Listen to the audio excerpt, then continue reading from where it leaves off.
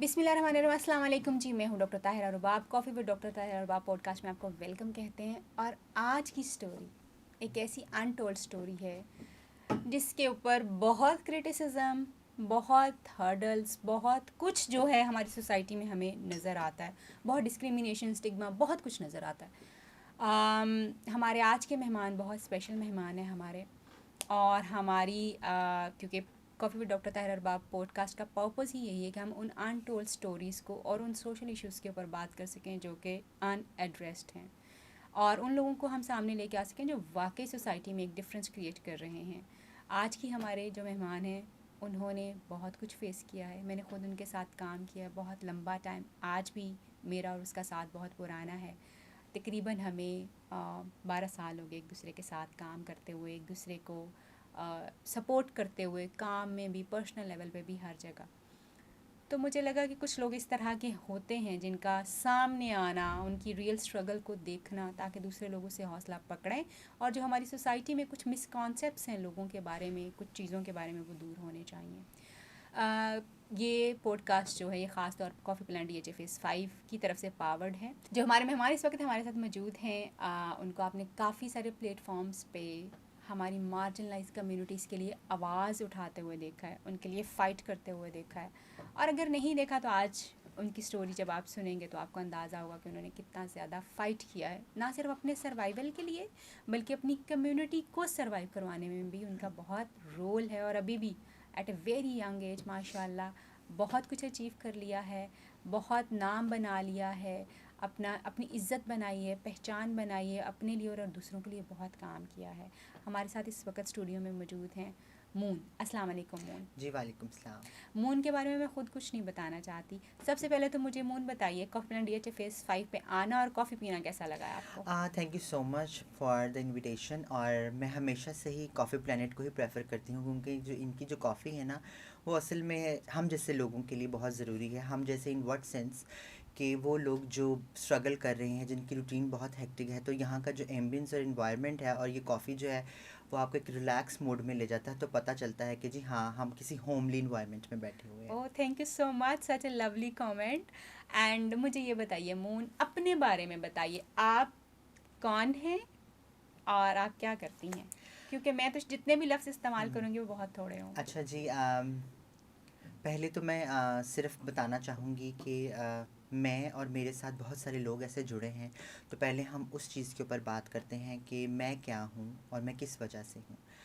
जी, मैं एक इदारा है जिसका नाम है ख्वाजा सिराज सोसाइटी, और ये ऐसा इदारा है जो मार्जिनलाइज तबकों पे काम करता है। और उस मार्जिनलाइज तबके में सिर्फ ट्रांसजेंडर कम्युनिटी नहीं, हम ख़वातीन और बच्चों पे भी अब काम करते हैं। ओह वंडरफुल। उसकी वजह सिर्फ ये है कि हम दिखाना चाहते हैं कि अगर हम मार्जिनलाइज एक सेगमेंट इंक्लूजन को प्रमोट करते हुए बाकी मार्जिनलाइज सेगमेंट का सपोर्ट बन सकता है, तो why not society at larger level. तो मैं ख्वाजा सिराज सोसाइटी को हेड करती हूँ, और ख्वाजा सिराज सोसाइटी पाकिस्तान का इस वक्त सबसे बड़ा, इस वक्त लीडिंग इदारा है, कम्युनिटी लेड। ये मैं फ़ख्र से इसलिए कहती हूँ क्योंकि ये वो वाहिद इदारा है जो इस वक्त 160 परमानेंट एम्प्लॉयज़ के साथ काम कर रहा है पूरे अच्छा, पंजाब वंडरफुल। में। वाह। और अब हमारी 7 ब्रांचेज़ हैं, जिसमें से जो 6 ब्रांचेज़ हैं वो फ़िज़िकल एग्जिस्ट करती हैं। जो 7वीं ब्रांच है उसमें हम रिमोट सर्विसेज देते हैं। ओके। तो ये मैं हूँ। और अगर हम देखें कि मेरा प्रोफेशनल बैकग्राउंड क्या है या मेरा एजुकेशनल बैकग्राउंड क्या है, तो जी मैं बाय प्रोफेशन चार्टर्ड अकाउंटेंट हूँ, और MAC से क्वालिफाइड और MBA क्वालिफाइड हूँ। उसके साथ मल्टीपल नेशनल इंटरनेशनल नेटवर्क्स का पार्ट हूँ, बोर्ड में बैठी हुई हूँ, और कुछ एक्नॉलेजमेंट अवार्ड्स भी लिए हैं। ठीक है, तो वो हमारे साथ बात करते हैं। Wonderful Moon to know you. मैं तुम्हें पर्सनल लेवल पे तो जानती ही हूँ, और बड़ा अच्छा रिलेशनशिप, बड़ी अच्छी दोस्ती, बड़ी अच्छी बहनों वाली एक चीज़ जो है हमने हमेशा ताल्लुक़ इसको शेयर किया है। मगर मून, जैसे आपने सुना है, ख्वाजा सिराज सोसाइटी पंजाब में जो है काम कर रही हैं। ये ख़ास तौर पे जब मैंने इनके साथ काम शुरू किया था तो उस वक़्त ये ट्रांसजेंडर्स के ऊपर, जो हमारी एक बड़ी मार्जिनलाइज कम्युनिटी जो है, उनके साथ काम कर रहे थे। मून ख़ुद आपको नज़र आ रही हैं कि इसी कम्युनिटी से ताल्लुक़ रखती हैं, इस कम्युनिटी में से हैं, इस कम्युनिटी से हैं, और इसी कम्युनिटी को लीड कर रही हैं। और जैसे उन्होंने बताया कि ACCA हैं वो, और उसके साथ साथ MBA क्वालिफाइड।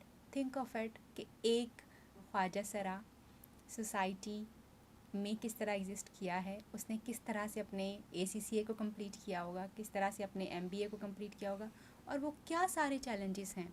क्योंकि हमारा तो इस कम्युनिटी के बारे में सिर्फ एक ही ख्याल आता है, इन्होंने भीख मांगनी है, इन्होंने डांस करना है, या इन्होंने कुछ और जो जिसका ज़िम्मा हम इनके सर चढ़ा देते हैं कि जी इन्होंने गलत कारियाँ जो हैं वो करनी है। हमें इन 3 चीज़ों के अलावा ख्वाजा सरा कहीं नज़र नहीं आते। तो मून स्ट्रगल कैसी रही, बिकॉज हम तो कबूल ही नहीं कर सकते। फैमिली से चाहूँगी शुरू करो कि हाउ वाज दैट, बिकॉज अब तो हम काफ़ी बेहतर हो गए हैं शायद, लेकिन फिर भी हमारे यहाँ पे तो बेटियों की पैदाइश को बड़ा चैलेंज कर दिया जाता है, और एक ख्वाजा सरा होना और फैमिली में एग्जिस्ट करना, हाउ वाज दैट? अच्छा, जैसे कि ना आपने अभी एक बहुत अच्छी बात की कि हम लोग सिर्फ स्टक हैं कुछ स्पेसिफिक चीज़ों को लेके, और स्पेसिफिक चीज़ों में हम ये सोचते हैं। मैं हम का वर्ड इसलिए इस्तेमाल कर रही हूँ क्योंकि मैं भी सोसाइटी का हिस्सा हूँ, ऑफ कोर्स। तो हमें सोसाइटी एट लार्जर लेवल पे बात करने की ज़रूरत है। कहीं ऐसा ना लगे किसी को मेरे अल्फाज से कि मैं अपने आप को अलग समझती हूँ। जी, मैं भी सोसाइटी का हिस्सा हूँ। एग्जैक्टली। हम सब ये सोचते हैं कि जो ट्रांसजेंडर कम्युनिटी या ख्वाजा सिरा तबका है वो सिर्फ बैगरी के लिए है, वो सिर्फ नाच गाने के लिए है, या वो सेक्स वर्क के लिए है। मैं बड़ा ओपनली इस चीज़ के ऊपर बात करती हूँ। अब सिचुएशन सिर्फ ये है कि अगर हम सब ये सोचते हैं तो इन सब में हम सब का कितना किरदार है बहुत अहम। कि उनको इन चीज़ों की तरफ धकेलने में हम लोग क्या कर रहे हैं, और अगर हम लोग कुछ नहीं कर रहे तो क्या हम वो रिस्पॉन्सिबिलिटी उठा रहे हैं कि हम उनके लिए अदर अपॉर्चुनिटीज़ निकालें, या उनके लिए जो बेसिक उनके mandatory rights as per constitution है उसकी एक्सेसिबिलिटी को इंश्योर करने के लिए कोई जिम्मेदारी उठा रहे हैं। ठीक है, तो हम उस पर भी बात करें। ट्रू।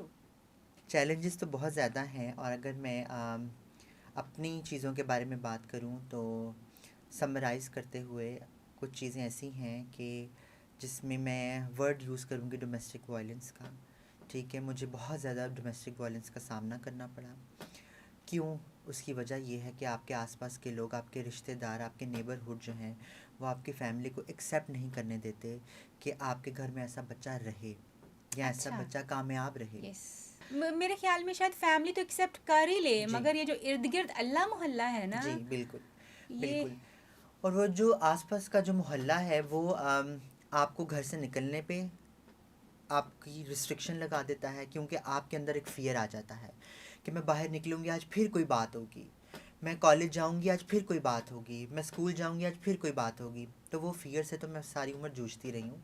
ठीक है, फिर उसके साथ साथ आपकी जो मेंटल हेल्थ स्ट्रेस है, वो mental health stress to be discriminated, चाहे वो आइदर आपके स्कूल में है, फैमिली में है, या आसपास के लोगों से है, या आपको वो ऑनेस्टली हरासमेंट का वर्ड तो बड़ा ही कोई मैं छोटा है। कहती हूँ छोटा वर्ड है, वो गंदी नज़रों से देखना जिसमें आपको लगे कि आपको खड़े खड़े आपके कपड़े उतार दिए गए हैं। ठीक है, तो वो सब कुछ तो मैं देखती फेस आई करती हूँ, रहे। फेस करती रही हूँ। और हम लोगों की सिचुएशन भी ऐसी थी कुछ कि हम लोगों को मेरी बचपन से लेके मेरी यूथ एज तक हम लोगों ने घर अपना चेंज किया, क्योंकि फैमिली हाउस था, उसके बाद अपना हाउस चेंज करना था।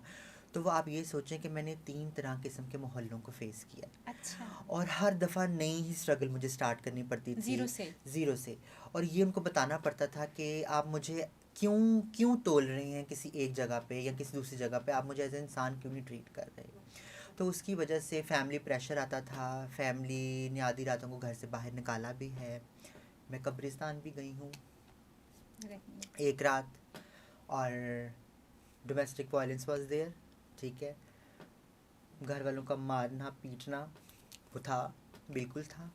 लेकिन मैं बहुत सारी चीज़ों के बाद लकीली कि मेरा आसपास का जो सपोर्ट सिस्टम बहुत स्ट्रांग रहा है, जिसमें आप जैसे लोग, ताहिरा, और कि डिस्पाइट ऑल द चीज़ें जो मैं फेस कर रही थी कॉन्टीन्यूसली, एक मेंटल हेल्थ सपोर्ट, एक वो मोटिवेशनल सपोर्ट मेरे साथ था, एक पीयर सपोर्ट था, जिसकी वजह से शायद मैं नहीं आई वुड से कि मैं नहीं इतनी वल्नरेबल हो सकी, और मैंने अपनी एजुकेशन को कंटिन्यू किया, मैंने अपनी स्ट्रगल को कंटिन्यू किया, और उसके बाद मैं इस मुकाम पे पहुंची। बट वो जो सारी जर्नी है, मैं जब भी रिकॉल करती हूँ तो मेरी आंखें नम होती हैं, क्योंकि इस तरह की जर्नी और बहुत सारे लोगों से है।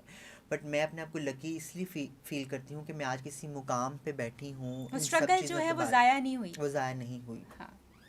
बट ऑनेस्टली ये सारी चीज़ें सबके पास नहीं हैं, बट हम वो सारी सच्चाइयाँ या सारी स्ट्रगल लोगों की जानना नहीं चाहते। हम सिर्फ उनको स्टिग्मेटाइज कर देते हैं कि जी तुम तो ये करने के लिए हो, तुमने तो सारी उम्र करना ही ये है, ठीक है। तो अगर उन्होंने ये सब करना है तो आपने ये सब ना करने के लिए उनके लिए क्या एफर्ट की है? बिल्कुल ऐसा है। मैं खुद इस चीज़ की एविडेंट हूँ, मैंने खुद विटनेस किया हुआ है। मुझे याद है एक दिन हम ऑफिस के बाद में और मून मिले, तो उस वक़्त मून की हालत ये थी कि she was full of bruises और वो रो रही थी। तो मुश्किल है ये बताना। तो वो यही शेयर कर रही थी कि मुझे नहीं समझ आ रहा कि मैं अपने घर वालों को किस तरह से, और ख़ास तौर पे अपने भाइयों को ये चीज़ें कैसे समझाऊंगे। इसमें मेरा कोई कसूर नहीं, या मैं बाय चॉइस ये नहीं हूँ। ऐसे बहुत सारे दिल खराश टाइम मैंने और मून ने इकट्ठे गुजारे हैं, जिसको मैंने खुद विटनेस किया हुआ है कि इसकी स्ट्रगल क्या होगी। लेकिन उसके साथ साथ जो पोटेंशियल मैंने मून में देखा, जो मुझे याद है हमने ख्वाजा सरा सोसाइटी में जब काम शुरू किया, तो आई वॉज़ द वन जो कि ट्रांसजेंडर्स को ट्रेनिंग्स करवाती थी कि उन्होंने फील्ड में निकल के काम कैसे करना है, किस तरह से चैलेंजेस को फेस करना है, ये वो। तो मून वहाँ पे एज एन अकाउंटेंट काम करती थी। She was like such a marvellous खातून, मैं कहूँगी कि इतनी स्किलफुल, इतनी अच्छी, और बड़े अच्छे सोशल स्किल्स, बड़े अच्छे फाइनेंशियल मैनेजमेंट की चीज़ें और प्रोफेशनल स्किल्स। तो मुझे हमेशा लगा कि she is does not belong here, ये जहाँ काम कर रही है इस जगह पे नहीं इसको होना, इसको यहाँ से ऊपर जाना चाहिए। तो हमने बहुत दफ़ा ये बात की, and I am so glad कि आज मून वहाँ पे है जहाँ पे मैं इसको देखना चाहती थी। And I honestly wish for this कि मैं इसको देखूँ, मैं देखूँ कि वो इंसान जिसको सोसाइटी ठुकरा रही है, वो इंसान जिसकी कबूलियत एज इंसान भी कहीं नहीं है, जिसको पढ़ने का हक़ नहीं है, जिसको शायद ज़िंदा रहने का भी हक़ नहीं है, उसकी स्ट्रगल कैसे रंग लेके आती है। तो she is here in front of us, very shining star माशाल्लाह, और बहुत सारे लोगों की ज़िंदगी को आसान करते हुए। ख्वाजा सरा सोसाइटी का सफ़र बताइए, ख्वाजा और से करती क्या है ये सोसाइटी एक्चुअली, इस पे थोड़ा सा मैं चाहती हूँ। मैं हमेशा से जब भी बात करती हूँ तो ख्वाजा सरा सोसाइटी को इसलिए हाईलाइट करती हूँ, और ये मेरा एक आप समझ लें कि मेरी एक सेंस ऑफ बिलोंगिंगनेस है ख्वाजा सरा सोसाइटी के साथ, कि मैं उसको हमेशा एक्नॉलेज करना चाहती हूँ, क्योंकि उस सोसाइटी ने मुझे लोग दिए, मुझे दोस्त दिए, मुझे सपोर्ट दिया, मुझे आप जैसी एक अच्छी फ्रेंड, काउंसलर बहन दी, जिसके साथ मैंने बहुत अच्छा वक्त गुजारने के साथ साथ एक सपोर्ट लिया है। तो ख्वाजा सरा सोसाइटी इनिशियली तो हम लोग सिर्फ हेल्थ पे काम करते थे, हेल्थ पे हम अभी भी काम करते हैं, क्योंकि जो हमारी मल्टीपल नेशनल इंटरनेशनल रिपोर्ट्स जो बताती हैं, जो हमारी करंट अभी PC1 और HIV एड्स की स्ट्रेटजी भी बताती है कि कोई भी जो तबका है जो मार्जिनलाइज्ड, अगर आप उसको उस मार्जिनलाइज सेगमेंट से ऊपर लेके आना चाहते हैं तो सबसे पहले उनकी हेल्थ के ऊपर फोकस करें। तो हम लोगों ने इनिशियली तो HIV एड्स के ऊपर काम स्टार्ट किया था। उसकी फ्री ऑफ कॉस्ट हम स्क्रीनिंग करते थे, उनकी काउंसलिंग, टेस्टिंग सर्विसेज, और उसके अलावा फिर उसके बाद ट्रीटमेंट रेफरल प्रोवाइड करते थे। लेकिन अब हम और बहुत सारी चीज़ों पे काम करते हैं। हम कम्युनिटी के साथ साथ, जैसे कि मैंने बताया, ख़वातीन और बच्चों की कैपेसिटी बिल्डिंग के ऊपर काम करते हैं, एडवोकेसी के ऊपर काम करते हैं। हम लॉज़ एंड पॉलिसीज़ के ऊपर काम करते हैं कि हम कोशिश कर सकें कि ऐसे प्रोटेक्शन लॉज बना सकें, ड्राफ्ट कर सकें, और उसके बाद एडवोकेसी करके इंडोर्स करवा सकें, ताकि हम मुआशी तौर पे इस पिसे हुए तबके को बुनियादी हकूक़ दिलवा सकें।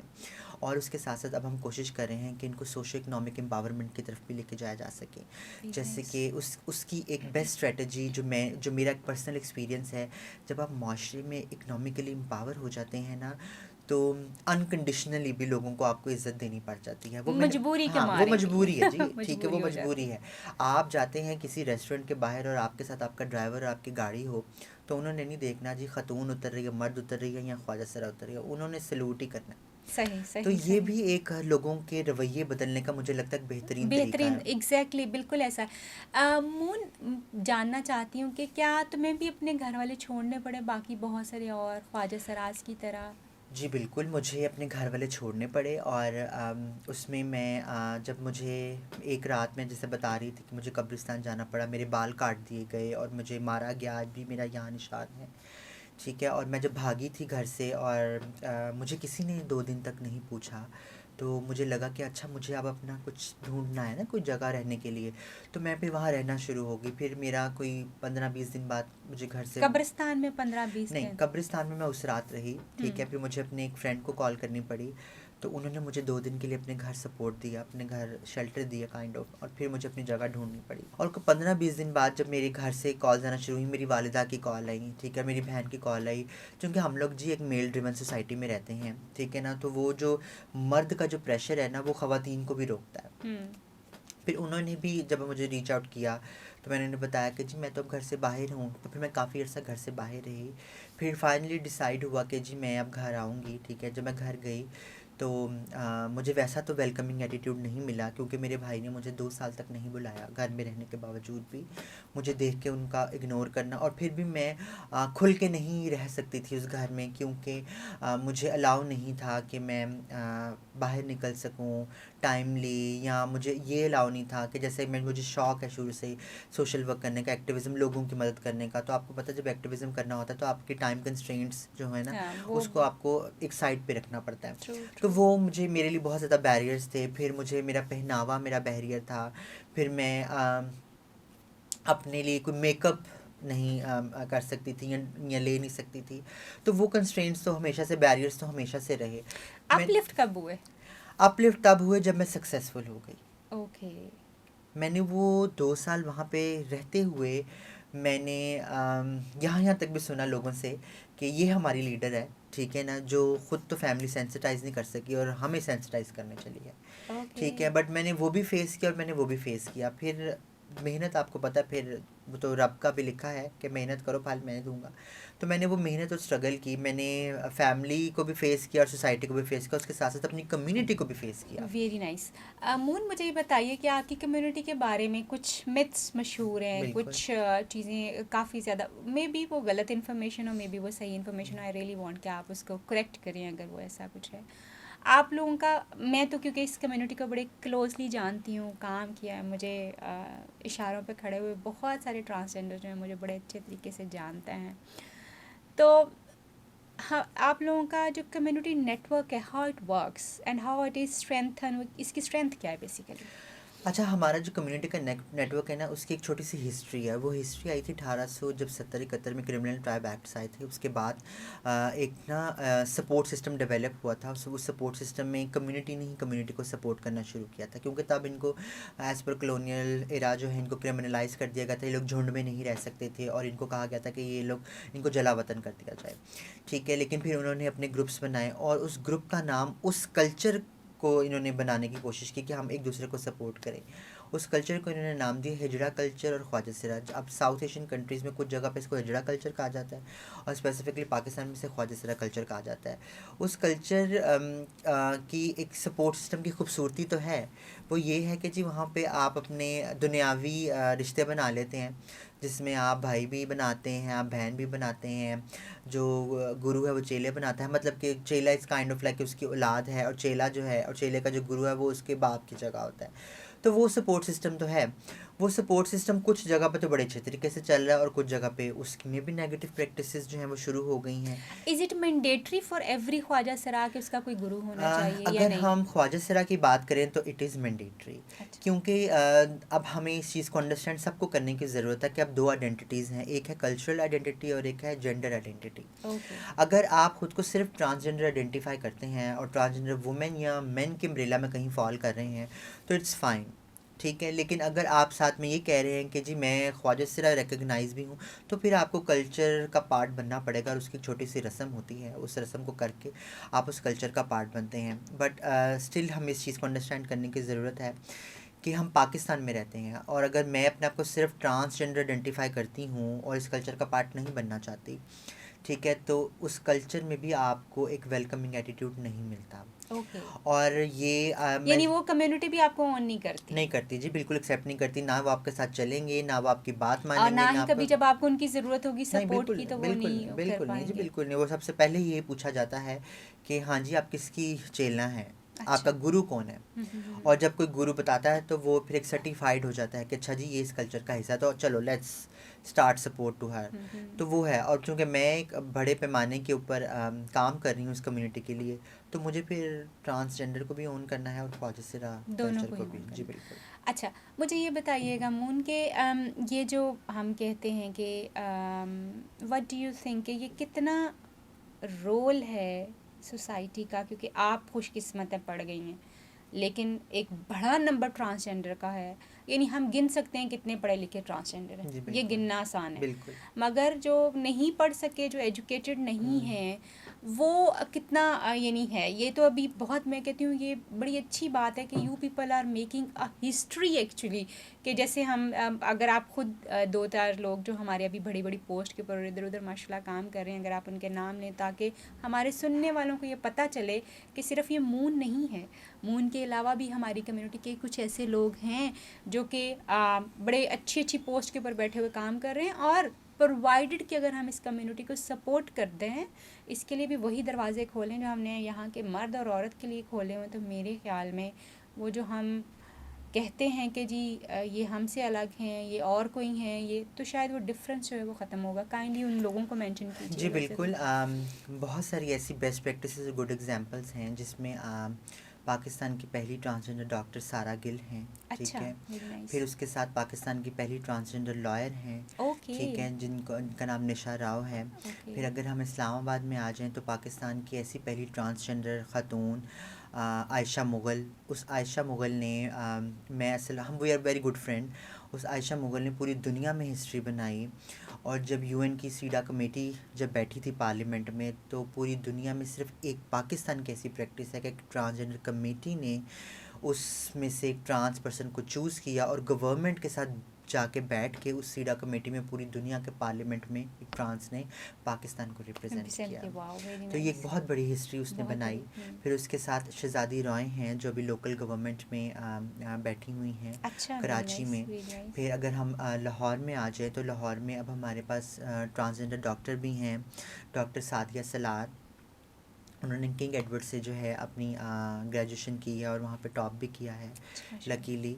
और अगेन ये सारे लोगों का नाम बताने का मकसद यही है कि इनके पास वो अपॉर्चुनिटीज़ थी, शायद फैमिली का सपोर्ट भी था और उसके साथ अपनी एक मोटिवेटेड स्ट्रगल भी थी, ठीक है, लेकिन सोसाइटी में उनको भी बहुत सारी चीज़ें फेस फेस करनी करना, पड़ी। ऑफ कोर्स ऑफ अब कोर्स। सिचुएशन ये है कि क्या हमने सोसाइटी एट लार्जर लेवल में क्या हम सपोर्ट कर रहे हैं। जैसे मैंने डॉक्टर सादिया सलार का नाम इसलिए भी लिया है कि स्टिल वो जॉबलेस हैं अभी, ठीक है। हम क्यों नहीं एक टॉपर को जॉब दे रहे, क्यों? क्योंकि वो ट्रांस है। तो हमारा क्या किरदार है, उसने अपना किरदार अदा कर लिया, एक डॉक्टर बन के पढ़ के, ठीक है, जितनी भी स्ट्रगल की, जो कुछ भी फेस किया। अब आपका क्या किरदार है, वो हमें फोकस करना ज़रूरी है। फिर उसके अलावा शोबो मलिक हैं जो एसी से क्वालिफाइड हैं, मेरे साथ और भी ट्रांस हैं जो एसी से जिन्होंने किया हुआ है, तो वो क्वालिफाइड हैं।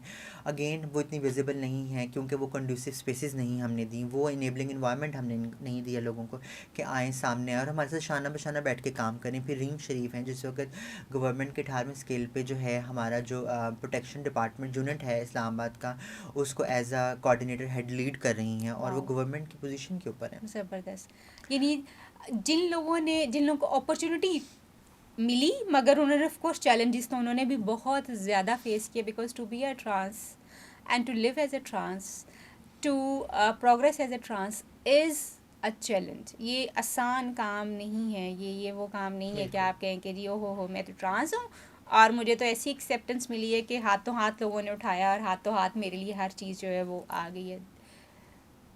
I have seen them struggling. I have seen them fighting for the basic rights. I have seen them to fight for their life. तो मेरे ख्याल में हम कुछ और ना एक्सेप्ट करें तो शायद एक इंसान तो एक्सेप्ट करना बनता ही है भाई। और अगर आप ये भी नहीं कर सकते तो देन क्वेश्चन योरसेल्फ कि आप क्या कर रहे हैं। और ट्रांस होना शायद चॉइस से ज़्यादा ये बस ऐसे ही है. So coming back to Moon, और कुछ बताइए कि अभी इस वक्त आप लोग जो प्रोजेक्ट्स अपनी कम्युनिटी के लिए रन कर रहे हैं वो क्या हैं? मल्टीपल प्रोजेक्ट्स हैं. एक तो हम हेल्थ के ऊपर काम कर रहे हैं. स्पेसिफिकली हेल्थ में हम HIV एड्स के प्रिवेंशन के ऊपर काम कर रहे हैं, ट्यूबरक्लोसिस के प्रिवेंशन, और अब हम लोगों ने हेपेटाइटिस के प्रिवेंशन पे भी काम करना शुरू कर दिया है. उसके साथ साथ हम कम्युनिटी को इकोनॉमिकली एम्पावर कर रहे हैं. हम उनको डिफरेंट कैपेसिटी बिल्डिंग ट्रेनिंग्स दे के लिंक करते हैं वोकेशनल इंस्टीट्यूट्स के साथ, और उसकी ऑब्वियसली उसकी जो जितनी भी कॉस्ट है वो हम लोग बियर करते हैं. और उसके बाद स्मॉल सीड फंडिंग दे के वैल्यू चेन इकोनॉमिक मॉडल्स को प्रमोट करते हुए इनको इकोनॉमिकली एम्पावर कर रहे हैं. और फॉर्चुनेटली हमारी मैं फॉर्चुनेटली को वर्ड इसलिए यूज़ करती हूँ क्योंकि बहुत सारी हमें मुश्किलात पेश हुई जब हमने एक पायलट प्रोजेक्ट जो है स्टार्ट किया कूंडाचारी के नाम से. कूंडाचारी एक ऐसा प्रोजेक्ट था जो कि हमने कोशिश की कि चलो इसको पायलट करके देखते हैं कि सोसाइटी कितना एक्सेप्ट करती है ना. आपको मुझे याद है वो कूंडाचारी वाला जी प्रोजेक्ट जो है वो उसी ट्रेनिंग में हमने डिज़ाइन जी किया था, जो मैंने आप लोगों की जी कंडक्ट करवाई थी. बिल्कुल. उस कूंडाचारी के प्रोजेक्ट को हमने जब स्टार्ट किया, फाइनली जब हमने लोगों को ट्रेन करके उनके पास सर्टिफिकेशन आ गई, फिर हमने उनको छोटा सा सेटअप दिया. 4 लोगों के सेटअप से हमने लंच बॉक्स सर्विसेज को प्रमोट किया. और उस प्रमोशन को मार्केट करने में बड़ी स्ट्रगल, बहुत मुश्किलात पेश हुई. लेकिन अब मैं खुशकिस्मती से कहती हूँ वो 4 लोग जो काम जिन्होंने स्टार्ट किया था, अब वही जगह 40 लोगों पे हो गई है. अब ज़बरदस्त, बढ़िया. कम्युनिटी ही उनको ऑन करती है. कम्युनिटी में एक नाम है नूर जहाँ के नाम से, एक ट्रांस पर्सन है, ठीक है. वो अब उस किचन को हेड करती हैं. अब उसके आगे मल्टीपल लोग हैं, मार्केटिंग के भी लोग कम्युनिटी से हैं, डिलीवरी के लोग भी कम्युनिटी से हैं. Good, nice. और मैं ये फ़ख्र से कहती हूँ कि सबसे ज़्यादा जो एक्सेप्टेंस जो है वो ख़वातीन की तरफ से आई, कि उनके हॉस्टल्स वालों ने एक्सेप्ट किया हमारी उस मार्केटिंग कैवुड से जो हमने जो भी स्ट्रेटजी अडॉप्ट की थी, और फिर उन्होंने हमारे साथ सर्विस बेस्ड कॉन्ट्रैक्ट किए, और वो स्टिल जो है सस्टेनेबल है. बड़ी खूबसूरत. अब ये तो खैर this is one of success story as well, कि कूंडाचारी के नाम से जो इन लोगों का रेस्टोरेंट चल रहा है उसको वो that is community designed, community lead and community run. तो यानी कम्युनिटी ने कम्युनिटी के लिए ही किया सारी बिल्कुल. चीज़ें जो की हैं, और उसमें सबसे ज़्यादा एक्सेप्टेंस जो है वो फीमेल की तरफ से जो है वो आई है. बट डू यू थिंक के जो हमारे आम, जिनको हम कहते हैं, जो सो कॉल्ड हमारा एक sorry to use this word, मगर मेरी मजबूरी है चीज़ों को कुछ इस तकलीफ़ दे हद तक बयान करना, क्योंकि ये इतनी ही तकलीफ़ हैं भाई. आप समझते हैं नहीं समझते, आप मानते हैं नहीं मानते, दैट्स योर चॉइस, मगर ये इतनी तकलीफ़ें हैं. उस सोसाइटी के बारे में क्या कहेंगी जहाँ पे हम ये समझते हैं कि सो कॉल्ड नॉर्मल लोग, जो आदमी और औरतें हैं, और ट्रांसजेंडर्स को वो एबनॉर्मल या गलत समझते हैं, उनमें ट्रांसजेंडर्स को जो एबनॉर्मल समझने वाली बातें हैं, बुरा समझने वाली बातें, where it is coming from? मसलन is it like more of male thing और female thing, what it is? अच्छा, ये इसकी मैं थोड़ी सी एग्जांपल आपको दे के बताऊंगा. मैं एग्जांपल, क्योंकि आज हम मून के बारे में जान रहे हैं तो मून अपनी ही एग्जांपल देती हैं. मैं चूँकि ओपनली बताती हूँ कि जी मैं अपने कुछ बायोलॉजिकल चेंजिंग प्रोसेस से भी गुजर रही हूँ, ट्रांजिशनिंग प्रोसेस से भी गुजर रही हूँ. तो अब कुछ हद तक पिक्चर्स में या लाइव भी अगर मैं बोलूँ ना, तो लोग मुझे नहीं शायद रिकग्नाइज़ कर पाते उस तरह. तो usually some time I pass like a women, और जैसे ही लोगों को पता चल जाता है तो they starting treated me as a sex object.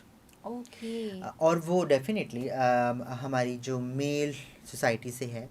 अभी कुछ दिन पहले की बात है, कॉन्टीन्यूसली सोशल मीडिया का दौर है, सब लोग यूज़ करते हैं.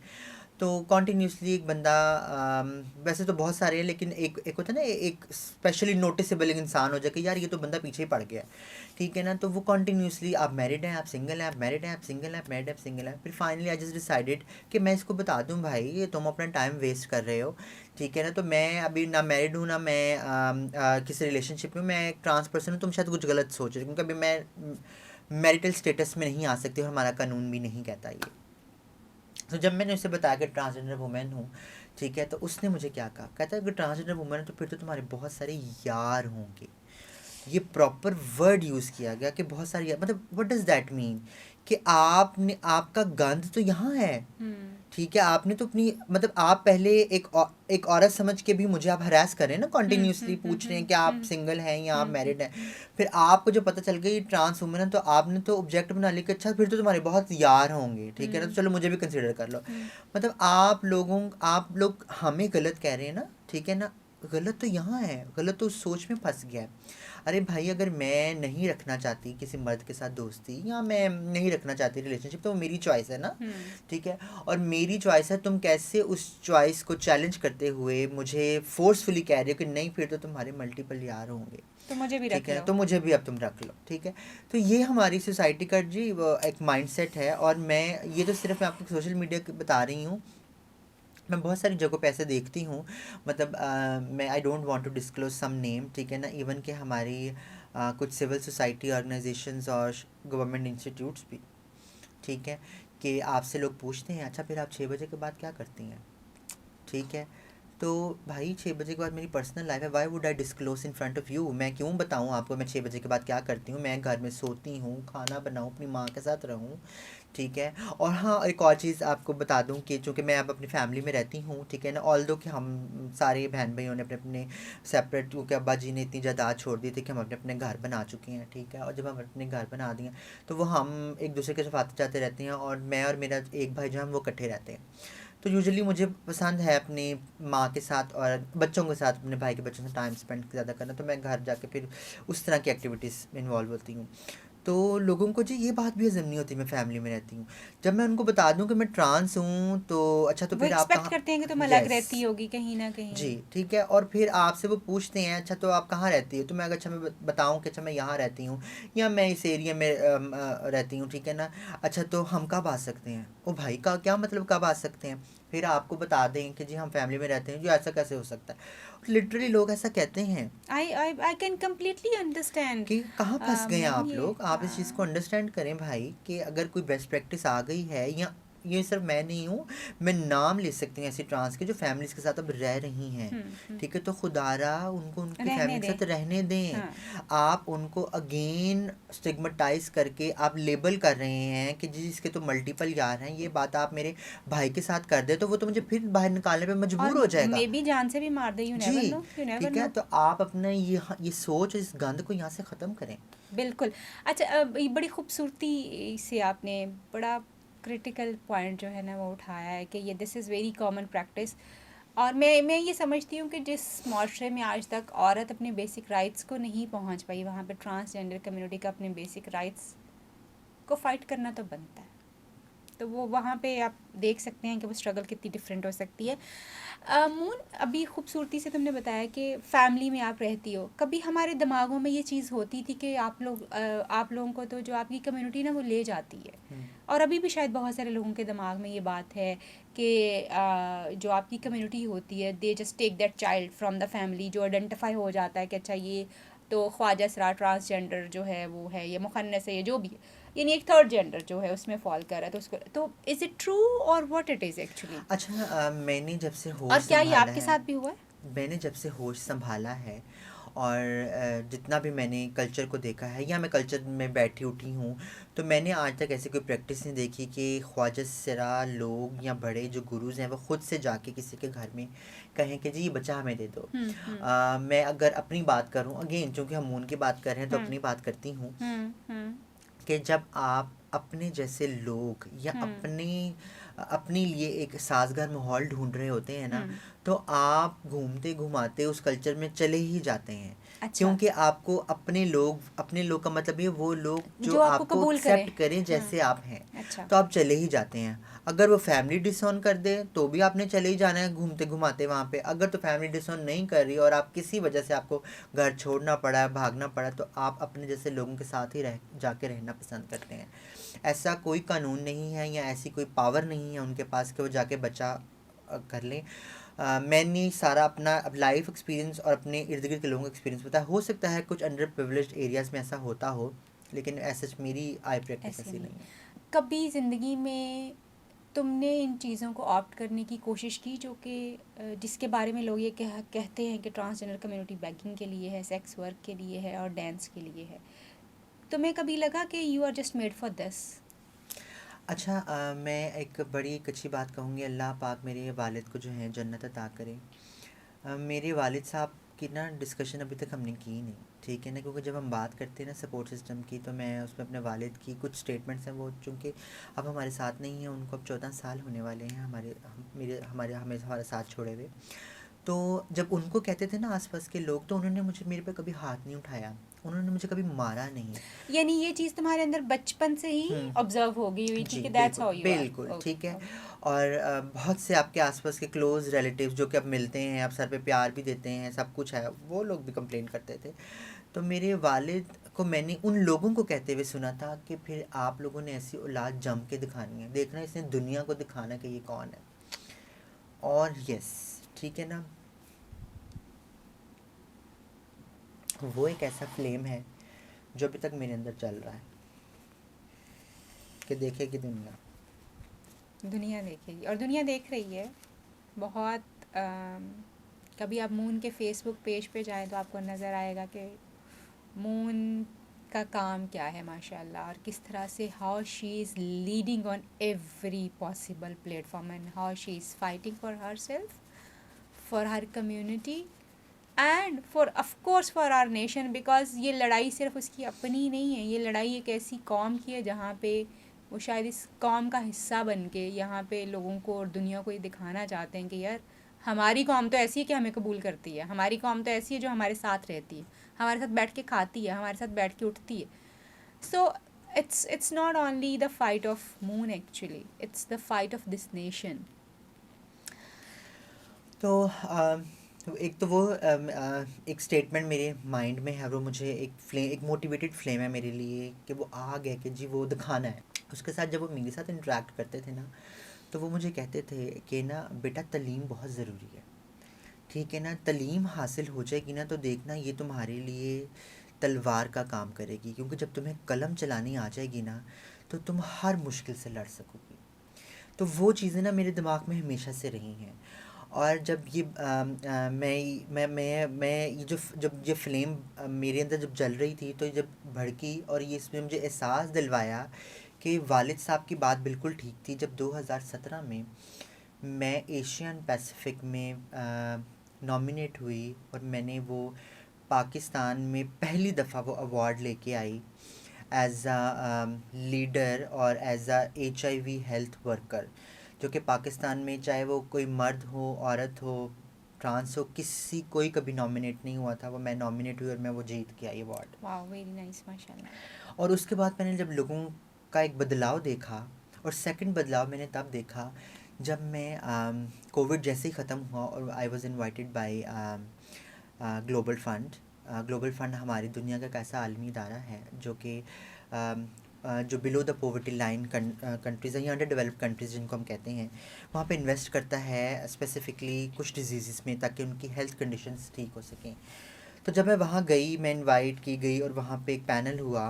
उस पैनल में जब मैं बोली और मैंने पूरी दुनिया के वहाँ प्रेसिडेंट्स मौजूद थे, जिसमें अच्छा। हमारा अपना प्रेसिडेंट बैठ, उनको जब मैंने खड़े होकर क्लैप करते हुए देखा, और उसके बाद जब जो बाइडन ने मेरे साथ खड़े होकर तस्वीर खिंचवाई, वो तस्वीर बहुत सारी जगह पे पब्लिश भी, ऊपर हमारी माशरे का अलमिया ऐसा है जी कि सर्विलेंस आ गया एजेंसी का कि मैं पता नहीं अमेरिका की कोई बंदी तो नहीं हूँ।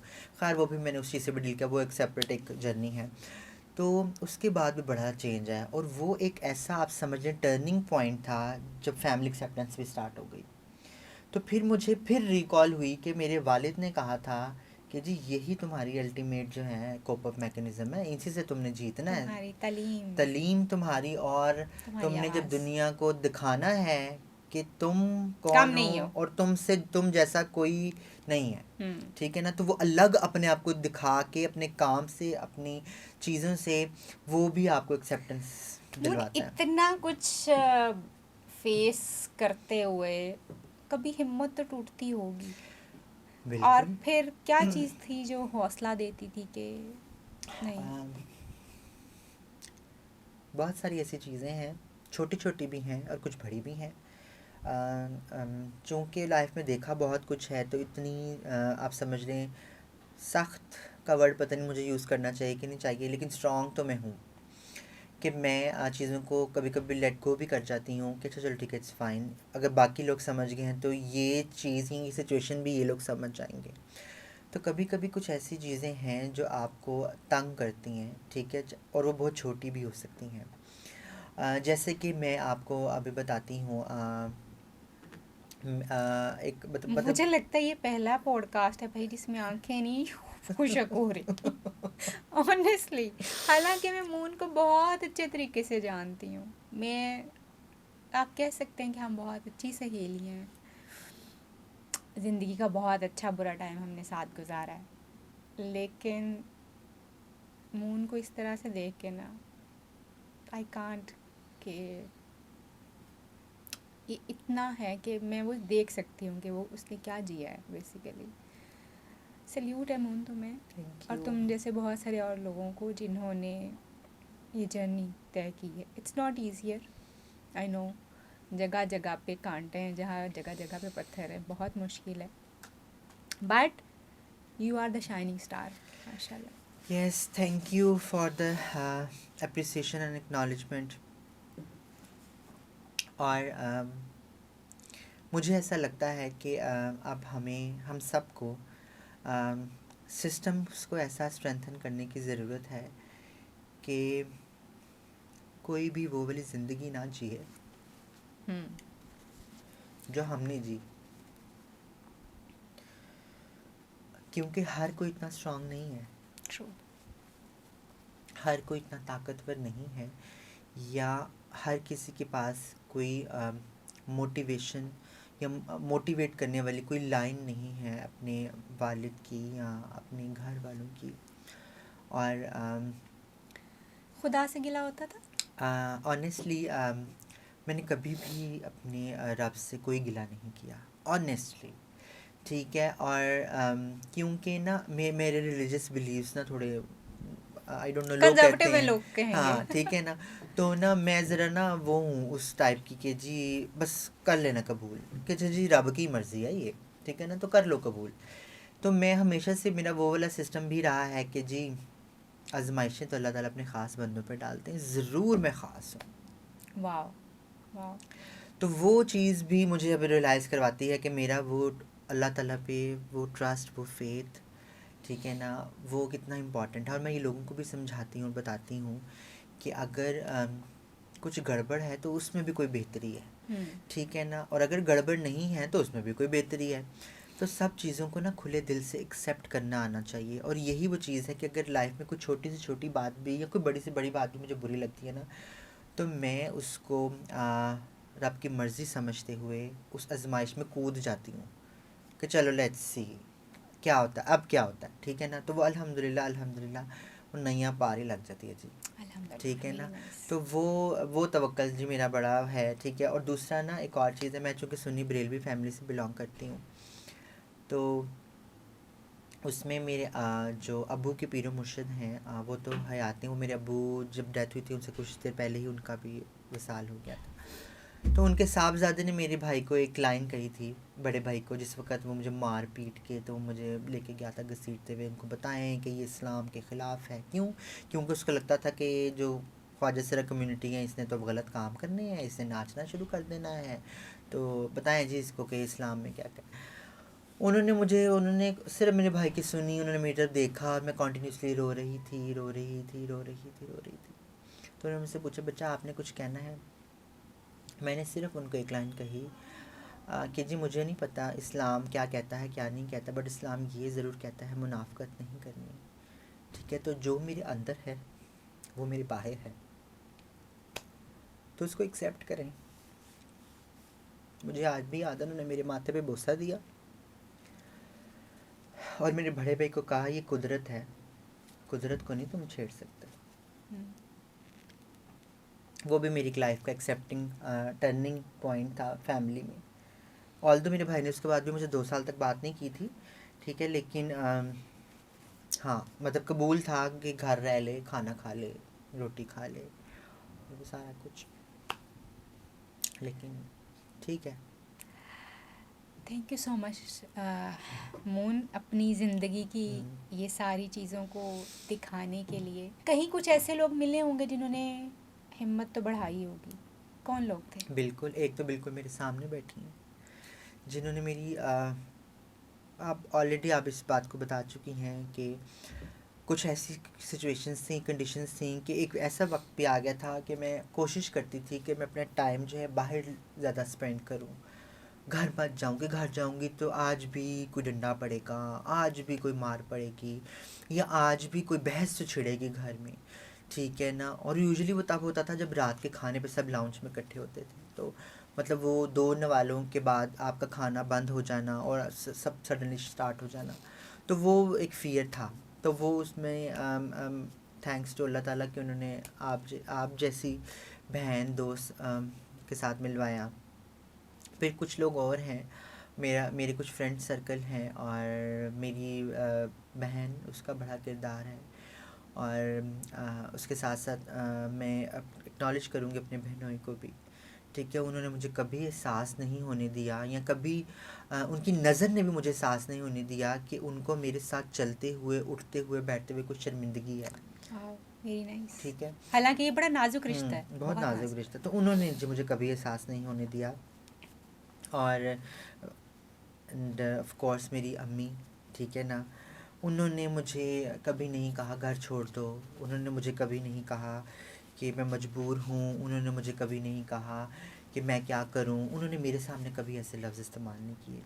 मैंने जब भी देखा उनको, खुद को सपोर्ट करते हुए ही देखा, चाहे वो रो के, चाहे वो खामोश रह के, चाहे वो भाई की बातों को के साथ डिसएग्री करते हुए, पर उन्होंने मुझे सपोर्ट ही किया, ठीक है। तो ये वो चंद एक लोग हैं जिन्होंने मुझे बहुत सपोर्ट किया। और मेरा फ्रेंड सर्कल, हम सारी फ्रेंड्स चूँकि ट्रांस ही थी, कॉलेज लाइफ से ही हमने एक दूसरे को आइडेंटिफाई करते हुए फ्रेंड सर्कल बनाया था, तो हम सब अच्छी अच्छी जगह पे ही सब बैठी हुई हैं। तो वो फ्रेंड सर्कल बड़ा सपोर्टिव था, कि पता था कि अच्छा मैंने अगर मैं मार खा के जाऊँगी तो मुझे पता है कि देर आर 4-5 पीपल जिन्होंने मुझे सपोर्ट कर लेना सपोर्ट है, कर देंगे, संभाल या लेना है। स्पेस दे देंगे, या रह देंगे, रख लेंगे मुझे, ठीक है। और मैं ज़रूर एक्नॉलेज करूँगी ख्वाजा सिरा सोसाइटी को, क्योंकि मैं सबके नाम तो नहीं ले सकती, लेकिन हाँ वो स्पेस ऐसी थी कि मुझे पता था कि येस देयर इज़ स्पेस, ठीक है ना। जो चाहे 4 लोगों से, 5 लोगों से, 10 लोगों से स्टार्ट हुई, अब इतने ज़्यादा लोग हो गए, ठीक है ना, लेकिन पता था कि लोग हैं, कुछ लोग हैं मौजूद। और इस बात को भी हमें एक्नॉलेज मुझे करना चाहिए एटलीस्ट, कि जो ख्वाजा सिरा सोसाइटी है, शुरू में एक सर्विस डिलीवरी पॉइंट था, और इस सर्विस डिलीवरी पॉइंट की जो ईंट थी, और उसको सर्विस डिलीवरी पॉइंट बनाने का जो काम था, वो कासिम इकबाल ख्वाजा ने किया। कासिम इकबाल ने भी मेरे अंदर शायद वो चीज़ देखी जो आपने भी देखी, और उन्होंने मुझे स्पेस दी कि मैं एज़ अ फाइनेंस ऑफिसर वहाँ काम स्टार्ट करूँ, ठीक है। और फाइनेंस ऑफिसर की जर्नी से अब मैं उस अदारे की एग्जीक्यूटिव हूँ, माशाल्लाह। और मल्टीपल लोग हैं, और मल्टीपल डिपार्टमेंट्स हैं उस अदारे में। और यस, सुनने वालों को आखिरी मैसेज क्या देंगी?